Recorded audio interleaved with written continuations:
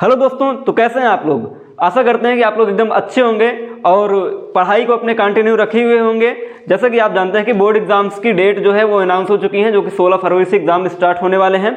और आशा करते हैं कि आप लोग अपनी स्टडी को और फास्टली तरीके से अपने स्टडी को अगर लगातार स्टार्ट कर दिए होंगे, और आशा करते हैं कि आपकी स्टडी अच्छी हो रही होगी और आपकी स्टडी यानी आपकी तैयारी को, बोर्ड एग्जाम्स की तैयारी को धार देने के लिए आपके साथ केपीएम टीम जुड़ चुकी है। और पूरी तैयारी से, पूरी लगन के साथ आप तैयारी करिए और आपके साथ केपीएम टीम पूरी खड़ी है। और आपको इंपॉर्टेंट क्वेश्चन की पूरी सीरीज केपीएम टीम पर, केपीएम चैनल पर स्टार्ट हो चुकी है।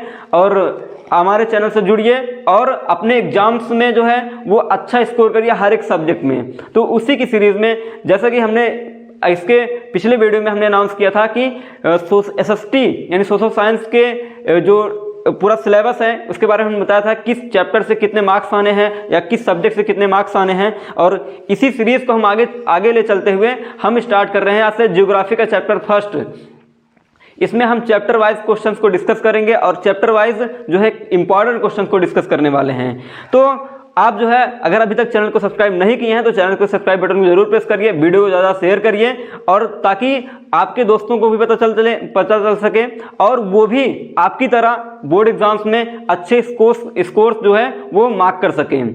और यहाँ पर आशा करते हैं कि आपकी जो केपीएम टीम है आपके साथ पूरी तरीके से आपकी स्कोर को 90+ ले जाने में आपका पूरा सहयोग करेगी। और आप भी केपीएम टीम का पूरी तरीके से सहयोग करिए, चैनल को सब्सक्राइब जरूर करिए। तो चलिए हम स्टार्ट करते हैं आज के इस वीडियो में ज्योग्राफी के चैप्टर फर्स्ट, संसाधन एवं विकास।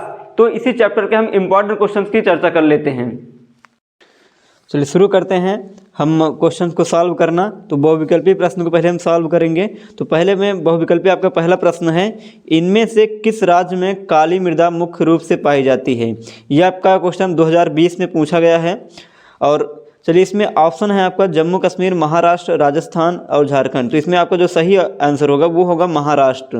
तो इस प्रकार काली मिट्टी 3 राज्यों में मुख्यतः पाई जाती हैं और काली मिट्टी में सबसे ज़्यादा कपास की फसल मुख्य रूप से उगाई जाती है।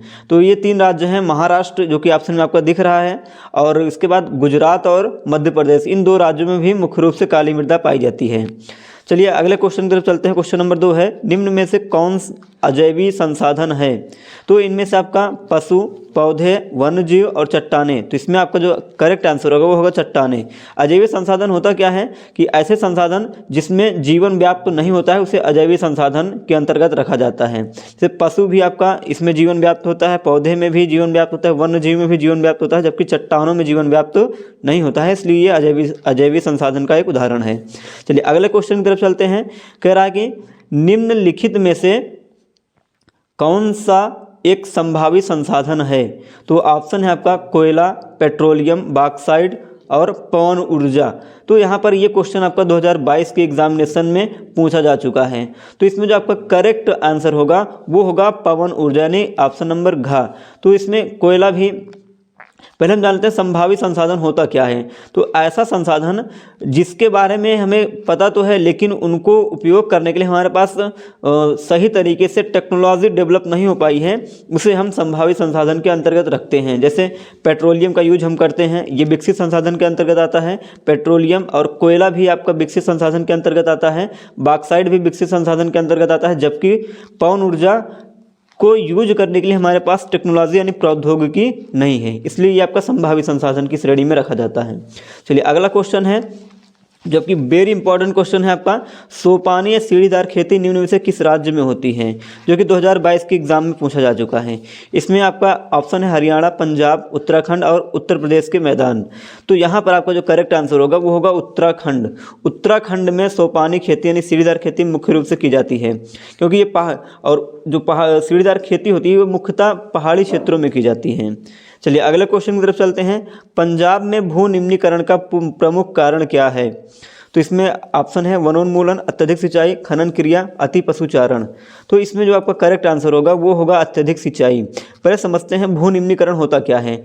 मतलब कि जब मिट्टी में या मृदा में वनस्पतियों और फसलों की वृद्धि के लिए उनमें मिट्टी में पोषक तत्वों की कमी हो जाती है तो वह भूमि अनुपजाऊ हो जाती है, यानी कि उसका उपजाऊपन कम हो जाता है, तो उसे हम भू निम्नीकरण कहते हैं।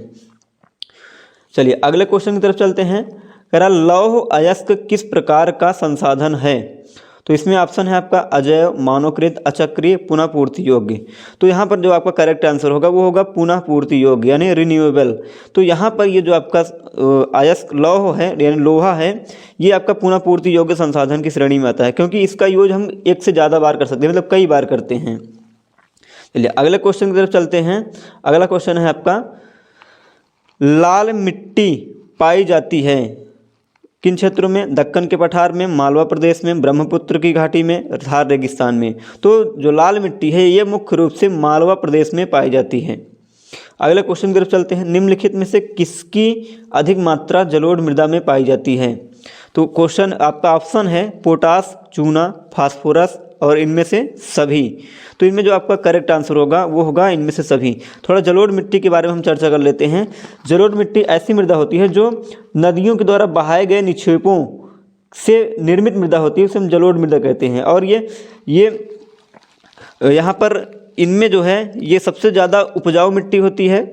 और उसके बाद यहाँ पर इस मिट्टी में पोटास, चूना, फास्फोरस काफ़ी ज़्यादा मात्रा में पाए जाते हैं, जिसकी वजह से यहाँ पर फसलें अच्छी होती हैं। और जलोढ़ मिट्टी जो है मुख्यतः ये मैदानी क्षेत्रों में पाई जाती है। चलिए अगले क्वेश्चन की तरफ चलते हैं। अगला क्वेश्चन है निम्नलिखित में से कौन सा एक संभावित संसाधन है?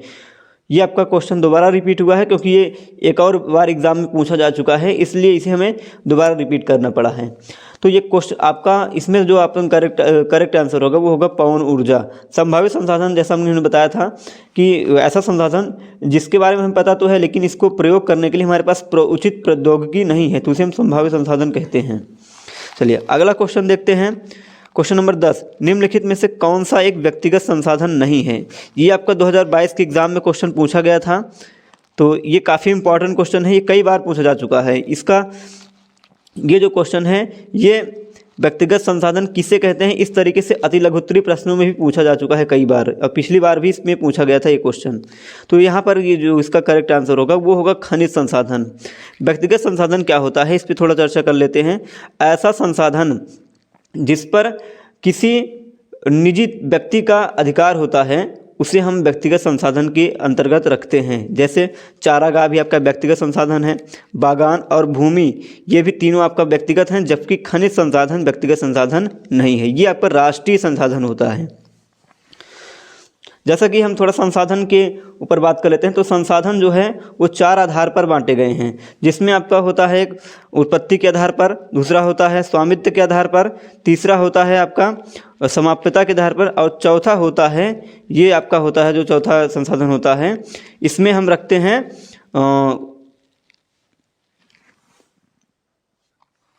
जो चौथा संसाधन होता है वो होता है विकास के आधार पर। तो चलिए अगले क्वेश्चन की तरफ हम चलते हैं। अगला क्वेश्चन है निम्न में से किस मृदा को रेगुर मृदा के नाम से भी जाना जाता है? तो यहाँ पर आपका ऑप्शन है लेटराइट मृदा, काली मृदा, लाल मिट्टी और वन मृदा। तो इसमें जो करेक्ट ऑप्शन होगा वो होगा काली मृदा। काली मृदा को रेगुर मृदा के नाम से जाना जाता है। काली मृदा के बारे में थोड़ा कुछ विशेषता देख लेते हैं। काली मृदा जो है इसकी नमी धारण करने की क्षमता सबसे अधिक होती है, और काली मृदा में मुख्य रूप से कपास की खेती की जाती है, और यह महाराष्ट्र, गुजरात और मध्य प्रदेश जैसे राज्यों में पाई जाती है। चलिए अगले क्वेश्चन की तरफ चलते हैं। अगला क्वेश्चन है आपका ज्वारीय ऊर्जा निम्नलिखित में से किस प्रकार का संसाधन नहीं है? तो यहाँ पर आपका ऑप्शन है पुनः पूर्ति योग्य, मानवकृत, अजैव और अचक्रीय। तो इसमें से करेक्ट जो आंसर होगा वो होगा पुनः पूर्ति योग्य। जो ज्वारीय ऊर्जा है इसको दोबारा से हम नहीं प्राप्त कर सकते हैं, इसलिए ये पुनः पूर्ति योग्य संसाधन नहीं है। बाकी मानवकृत है, अजैव है और अचक्रीय भी है। ठीक है, तो इस तरीके से हमने मल्टीपल चॉइस क्वेश्चंस को सॉल्व कर लिया है। अब हम आगे चलते हैं अति लघुत्तरीय प्रश्नों की तरफ। तो इसमें अति लघुत्तरीय प्रश्नों में पहला प्रश्न है आपका उत्पत्ति के आधार पर संसाधन कितने प्रकार के होते हैं? प्रत्येक के एक एक उदाहरण दीजिए। तो देखिए उत्पत्ति के आधार पर संसाधन 2 प्रकार के होते हैं, जैव और अजैव। जैव संसाधन किसे कहते हैं? ऐसा संसाधन जिसमें जीवन व्याप्त होता है उसे हम जैव संसाधन कहते हैं, जैसे कि मनुष्य और वनस्पति। अजैव संसाधन किसे कहते हैं? अजैव संसाधन हम उन संसाधनों को कहते हैं जिसमें जीवन व्याप्त नहीं होता है, जैसे कि धातुएं, और चट्टानें, ये दो आपके जैव और अजैव संसाधन है और ये उत्पत्ति के आधार पर हैं। ठीक है, चलिए अब हम आगे क्वेश्चन देखते हैं। अगला क्वेश्चन, क्वेश्चन नंबर 2 है, बांगर और खादर मृदा में अंतर स्पष्ट करिए। तो ये आपका जो क्वेश्चन है ये वेरी इंपॉर्टेंट क्वेश्चन है। ये क्वेश्चन जो है काफ़ी बार एग्जाम में पूछा जा चुका है और उम्मीद है कि ये इस बार भी एग्ज़ाम में आपके पूछा जाएगा। ठीक है, तो इसको आप ज़रूर याद करिएगा और इस क्वेश्चन को एकदम अच्छी तरीके से तैयार कर लीजिए। बहुत आसान सा क्वेश्चन है, कई बार पूछा जा चुका है। तो हम आंसर देखते हैं, इसका उत्तर देखते हैं। इसका पहला अंतर है बांगर और खादर में, पुराने जलोढ़ को हम बांगर कहते हैं और जबकि नए जलोढ़ को खादर कहा जाता है। मतलब कि ऐसी जलोढ़ मिट्टी, जो बांगर और खादर ये दोनों जलोढ़ मिट्टी के ही प्रकार हैं और जब पुरानी जलोढ़ मिट्टी होती है उसको बांगर कहते हैं और नए जलोढ़ मिट्टी को खादर कहा जाता है। और दूसरा अंतर है, बांगर मृदा में कंकर ग्रंथियों की मात्रा ज़्यादा होती है जबकि खादर मृदा में बांगर मृदा की तुलना में ज़्यादा महीन कण पाए जाते हैं। मतलब कि जो बांगर मृदा होती है वो कम उपजाऊ होती है जबकि खादर मृदा अधिक उपजाऊ होती है। चलिए अब अगले अंतर की बात करते हैं। तो बांगर की तुलना में खादर अधिक उपजाऊ होती है। तो बांगर कम उपजाऊ होती है और खादर अधिक उपजाऊ होती है, ये जैसा कि हमने पहले बताया। तो ये क्वेश्चन है आपका, काफ़ी इंपॉर्टेंट क्वेश्चन है, इसको आप ज़रूर यहाँ पर नोट डाउन कर लीजिएगा। चलिए अगले क्वेश्चन की तरफ चलते हैं। अगला क्वेश्चन आपका है, मृदा अपरदन क्या है, इसके 2 कारण लिखिए तथा उपाय भी लिखिए। तो मृदा अपरदन सबसे पहले समझते हैं होता क्या है। जल अथवा वायु के प्रवाह के द्वारा मिट्टी को उसके स्थान से दूसरे स्थान तक ले जाने की प्रक्रिया मृदा अपरदन कहलाती है। आसान भाषा में तो ये मृदा अपरदन होता है कि जब किसी जल मतलब बहते हुए जल या फिर बहती हुई वायु के द्वारा जब धूल या कण को उठा करके दूसरे स्थान पर ले जाया जाता है तो उसे हम मृदा अपरदन कहते हैं। मिट्टी कट कट करके उड़ जाती है या फिर बह जाती है। तो इसके 2 कारण हैं, वनोन्मूलन, वनोन्मूलन का मतलब है वनों की कटाई। जब वनों की कटाई होती है तो आपका मृदा अपरदन काफ़ी ज़्यादा मात्रा में होता है। जैसे कि जब वन काटते हैं तो पेड़ भी काट देते हैं तो पेड़ की जो जड़ें होती हैं वो मिट्टी को जकड़ कर रखती हैं, जिसकी वजह से मिट्टी वहाँ से कट नहीं पाती है। जब पेड़ वहाँ से हट जाता है तो मिट्टी बारिश के पानी में या फिर पानी के बहाव में आसानी से कट कर बह जाती है। इसका एक कारण है। और खनन से भी आपका जो है वो मृदा अपरदन काफ़ी ज़्यादा मात्रा में होता है और अभी वर्तमान समय में इसका ये मुख्य कारण है खनन। चलिए और इसको बचाने के यानी मृदा अपरदन को रोकने के 2 उपाय भी हैं। पहला उपाय है आपका वृक्षारोपण करके यानी पेड़ लगा करके मृदा अपरदन को रोका जा सकता है और बांधों का निर्माण करके भी आपका जो नदियां होती हैं बांधों का निर्माण करके नदियों पर उनका बहाव कम करके मृदा अपरदन को रोका जा सकता है। चलिए अब अगले क्वेश्चन की तरफ चलते हैं। क्वेश्चन नंबर 4 कह रहा है भूमि निम्नीकरण क्या है। ये आपका काफ़ी इंपॉर्टेंट क्वेश्चन है, ये भी आपका 2022 के एग्जाम में पूछा जा चुका है क्वेश्चन। भू निम्नीकरण, जैसा कि हमने बहुविकल्पी में भी बताया है कि मृदा में वनस्पतियों और फसलों की वृद्धि के लिए आवश्यक पोषक तत्वों की कमी को ही हम क्या कहते हैं, भू निम्नीकरण कहते हैं। तो ये सबसे आसान क्वेश्चन एकदम आसान भाषा में हमने बता दिया है। तो भूमि निम्नीकरण आई होप आपको अभी ही तैयार हो गया होगा। चलिए अगले क्वेश्चन की तरफ चलते हैं। अगले क्वेश्चन की तरफ चलने से पहले अगर आपने ये वीडियो अभी तक अपने दोस्तों तक नहीं शेयर किया है तो वीडियो को जरूर से जरूर शेयर करिए, चैनल के सब्सक्राइब बटन को जरूर प्रेस करिए और इसी तरीके के बढ़िया वीडियोज़ आपके बोर्ड एग्जाम से रिलेटेड वीडियो तो हम आपको लगातार प्रोवाइड करते रहेंगे। और यहाँ पर SST के अलावा यानी सामाजिक विज्ञान के अलावा आपको मैथ, साइंस और इंग्लिश के भी वीडियोज़ इस चैनल से आपको लगातार मिलते रहेंगे। और फिर से एक बार आपको बताना चाहेंगे कि आप चैनल को जरूर सब्सक्राइब करिए और वीडियो को ज़्यादा शेयर करिए, लाइक भी करिए। और इस वीडियो पर हम 200 लाइक का टारगेट रखते हैं, आपको किसी भी हाल में 200 लाइक देना है इस वीडियो पर। तो चलिए हम अगले क्वेश्चन की तरफ चलते हैं। अगला क्वेश्चन है संसाधन नियोजन का क्या अर्थ है। संसाधन नियोजन के किन्हीं 2 स्तरों का उल्लेख करिए। पहले समझते हैं संसाधन नियोजन क्या होता है। संसाधनों का सही ढंग से उपयोग, मतलब संसाधनों को सही तरीके से यानी सही ढंग से उपयोग के लिए अपनाई जाने वाली तकनीक को संसाधन नियोजन कहा जाता है। मतलब किसी भी संसाधन को अगर आप सही तरीके से उपयोग करने के लिए उसी के लिए एक अच्छी टेक्निक को अपनाते हैं तो उस तरीके के टेक्निक को क्या कहते हैं, संसाधन नियोजन। यानी संसाधनों के सही ढंग से उपयोग के लिए अपनाई गई तकनीक को संसाधन नियोजन कहा जाता है। अब इसके 3 स्तर को देख लेते हैं। संसाधनों की खोज की तैयारी, मतलब पहले संसाधनों को खोजा जाए, उसकी तैयारी की जाए, फिर उसके बाद संसाधनों की उपलब्धता का मूल्यांकन किया जाए कि मतलब कितनी मात्रा में कौन सा संसाधन उपलब्ध है।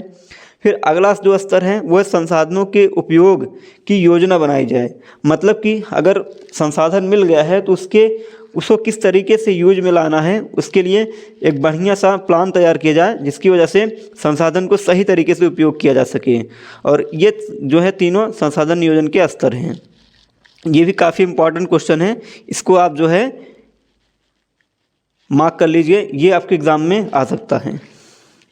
चलिए अब हम अगले क्वेश्चन की तरफ चलते हैं। क्वेश्चन नंबर 6, व्यक्तिगत संसाधन क्या है, उदाहरण सहित समझाइए। तो अब उत्तर देखते हैं इसका। ऐसे संसाधन जिनका स्वामित्व निजी व्यक्तियों के पास होता है उन्हें हम व्यक्तिगत संसाधन के नाम से जानते हैं, या फिर उन्हें व्यक्तिगत संसाधन कहा जाता है। जैसे उदाहरण में भूमि, चारागाह, बागान आदि, ये सभी क्या हैं, आपके व्यक्तिगत संसाधन हैं। चलिए अगले क्वेश्चन की तरफ चलते हैं। अगला क्वेश्चन है आपका, पुनः चक्रीय प्राकृतिक संसाधन किन्हें कहते हैं, कोई 2 उदाहरण दीजिए। तो ऐसे संसाधन जिनका उपयोग बार बार किया जा सके उन्हें हम पुनः चक्रीय संसाधन कहते हैं, या फिर उसे पुनः चक्रीय संसाधन कहा जाता है। जैसे उदाहरण में जल का प्रयोग कई बार किया जा सकता है, तो जल आपका एक पुनः चक्रीय संसाधन है। और जैसा लोहा भी कई बार प्रयोग में लाया जा सकता है, इसलिए लोहा भी पुनः चक्रीय संसाधन के अंतर्गत रखा जाता है। चलिए अब हम लघु उत्तरी का लास्ट प्रश्न देखते हैं, और ये आपका लास्ट प्रश्न है, नवीकरणीय तथा अनवीकरणीय संसाधनों में अंतर बताइए। तो बहुत आसान सा क्वेश्चन है, लेकिन ये काफ़ी इंपॉर्टेंट है, कई बार पूछा जा चुका है एग्जाम में। तो आपका उत्तर है, इसका आंसर है, नवीकरणीय संसाधन एक बार प्रयोग में लाए जाने के बाद पुनः निर्मित हो जाते हैं, जबकि अनवीकरणीय संसाधन एक बार प्रयोग किए जाने के बाद वो समाप्त हो जाते हैं। जैसे अगर इसका उदाहरण देखें तो जैसा कि हमने बताया, जल जो है ये आपका पुनः पूर्ति योग्य संसाधन है।